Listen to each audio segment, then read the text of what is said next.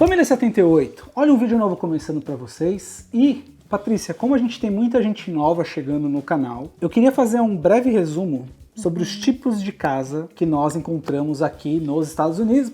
Vou fechar, né? O tipo de casa que a gente encontra aqui na Flórida, com as suas aplicações. E depois eu vou falar sobre essa casa que nós estamos, que tá num preço ótimo, né, Patrícia? Qual a faixa de preço dessa aqui? 385. Que é uma construtora excelente, gosto muito dessa construtora. Mas enfim, só lá mais pro final do vídeo que eu vou falar da casa, tá? Primeiro eu vou apresentar para vocês as 5 plantas existentes por aqui.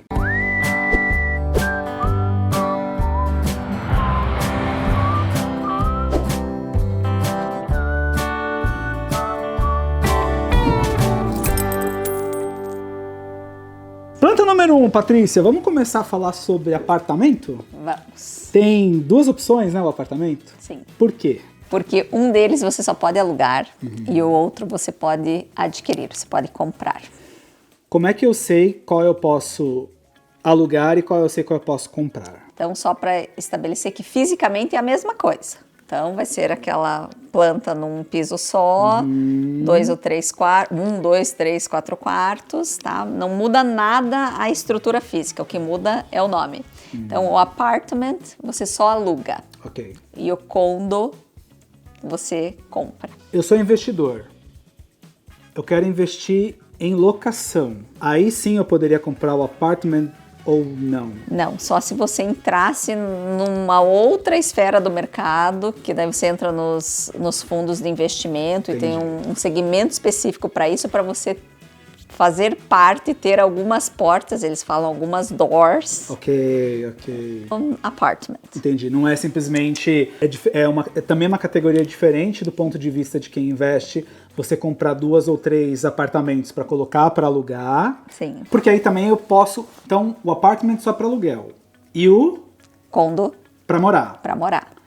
Eu posso comprar 3 apartamentos condo e colocar para locação? Sim, pode. O que você não consegue é que, assim, os complexos dos apartments, principalmente os que a gente tem visto, mais moderninhos, bonitinhos, são fundos de investimento. São grandes grupos que constroem e edificam todo esse complexo e as pessoas que fazem parte desse fundo, então, alugam, tá? Então, é uma grande empresa, um grande guarda-chuva. Quando o investidor vai para o seu momento solo, então ele compra um, daqui a pouco ele compra outro, e ele vai comprando os condos separados, não necessariamente no mesmo condomínio. Então, vou dar um exemplo claro e prático. Eu morei lá em Metro Oeste. Gente, eu esqueci o nome do condomínio, eu vou escrever aqui embaixo para vocês, porque quando a gente parar a gravação eu vou lembrar. Ok. E lá eu alugava de um proprietário, mas existiam pessoas que poderiam ser as proprietárias que residiam ali, né? Sim, perfeito, com certeza. Perfeito. Tá. Inclusive, uma outra dica, se você está procurando fazer locação, um caminho é você jogar lá no Google Luxury Apartments, né? E aí você consegue já ver valores, aplicação, e enfim, dá para você já antecipar aí um pouco da pesquisa de vocês. Porque na América, meus amigos, é mão na massa. Falamos sobre 2. Qual é o terceiro? Terceiro são as vilas. O que é uma vila? Imagine uma casa térrea dividida ao meio. Ela até pode ter 2 andares, mas assim, é uma casa dividida ao meio, onde as plantas são idênticas, rebatidas. Tá? Ou seja, se essa casa aqui, por exemplo, a gente está vendo a cozinha aqui, na outra casa a cozinha seria na outra ponta. Tá? E ela, então, enfim, a estrutura dela é como se fosse uma single family, só que ela é dividida no meio, são 2 casas. Isso que significa ser uma vila. Tá? Eu tenho 2 casas numa estrutura só. Se eu pegar uma vila, é que assim, esse final de semana, eu tava falando com a Patrícia, eu passei o final de semana fazendo matemática com o Enzo, e eles estão estudando agora sobre frações, mínimo múltiplo comum, já toda essa coisa. Sim, o Enzo cresceu. E aí a gente brincou muito com essa coisa do tipo dos proporcionais, 2/8, é a mesma coisa que 4/16 e tal. Blá, blá. Se eu pegar uma vila e cortar ela no meio, eu tenho uma single family? Tem uma single family. Eu ia dizer pra você assim, se você pegar uma townhome e cortar no meio, daí você tem uma vila, mas é a mesma coisa. Ah, boa!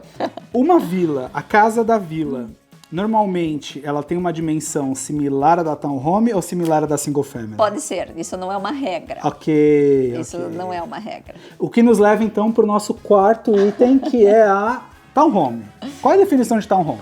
Então, a townhome é um prédio onde tem pelo menos 3 casas divididas por paredes. Né? Perfeito. Tá? Então, assim, se nós falarmos de 3 numa townhome, que pode ser também um triplex, é meio confuso, mas ok. O que vai acontecer? As 2 da ponta tem várias janelas externas, a do meio tem a janela na frente e janelas atrás. Entendi. Todo o resto não tem. Mas o que a gente vê muito são townhomes de pelo menos 4 ou 6. Então é um prédio único, longo, aonde eu tenho 6 casas. E eu lembrei o nome do condomínio, é o Stonebridge. Eu ia falar o Stonebridge, Stonebridge Commons. Eu ia falar porque é o mais comum. Ai, meu Deus. Continuando nessa conta maluca que eu tô colocando a Patrícia no meio dessa roubada. Peguei a minha vila, cortei no meio, pode virar uma single family ou uma townhome. Aí eu tenho, vamos esquecer essa conta, eu tenho uma vila. Eu peguei outra vila e grudei na vila. Virou uma townhome. Porque tem vários vizinhos, é uma parede grudada com a outra. Cortei todos os meus vizinhos, eu tenho uma casa que não tem ninguém de um lado, ninguém do outro. Ok. Que isso? Pode ser. Ela é considerada uma single family, mas nesse caso específico que nós estamos, quando a garagem está atrás, ela é considerada um bungalow. Se a garagem estivesse na frente, ela é uma single family.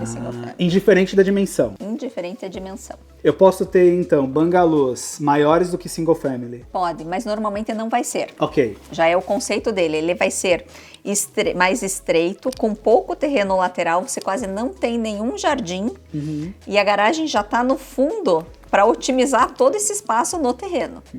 A single family já tem aquela coisa, eu sou mais folgada aqui, então eu tenho uma largura maior, onde eu coloco as minhas 2 garagens na frente, eu vou ter um jardim na parte de trás, então a single family é mais confortável no terreno. Eu percebo que os condomínios normalmente não têm apartamentos dentro da estrutura. Normalmente eu vejo que a grande maioria, pelo menos dos condomínios que eu passo, você tem o bungalow, você tem a townhome como um produto de entrada, aí você tem a single family, né, ou bungalow e tal, mas eu não vejo muito apartamentos. Eles não gostam muito de misturar tudo isso, porque são conceitos de vida diferentes, são momentos de vida diferentes, né, etapas de vida diferentes, então eles não gostam de colocar os apartments junto com single family.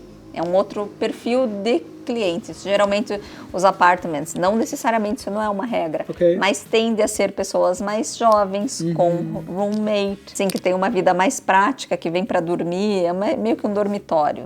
E a grande verdade é, por mais que o apartamento seja muito bem estruturado, eu diria que, na minha opinião, ainda hoje, a single family é a melhor opção, porque em termos de silêncio, assim, gosto, tá? Gosto. Embora, olha só, a gente tá agora no bangalô. E o nosso vizinho tá cortando a grama. Eu não sei se vocês estão ouvindo ou não. Nós vamos lá pra cima pra continuar esse papo. E eu sempre brinco que quando eu saio pra gravar, todos esses caras vêm atrás de mim e eles, tipo, me perseguem, tá? Olha lá. E eu vou usar a minha referência sensorial da Flórida. Cortador de grama. Ou é auditiva a minha referência. Eles estão em todos os lugares o tempo todo. Ou você vai escutar uma máquina de cortar grama, ou um soprador, ou o nosso amigo com a cortadeira fazendo o acabamentinho. Enfim. Mas o que é importante dizer pra vocês é que esse processo, ele normalmente dura o quê, Patrícia? 10 minutos? 15 no máximo, depende do tamanho da tua grama. Esses caras fazem 490 casas no dia, né? Sim. Então eles passam fazendo. Patrícia, vem aqui que eu queria te mostrar uma coisa e mostrar pro pessoal aqui também, que é o seguinte, eu gostei muito dessa planta.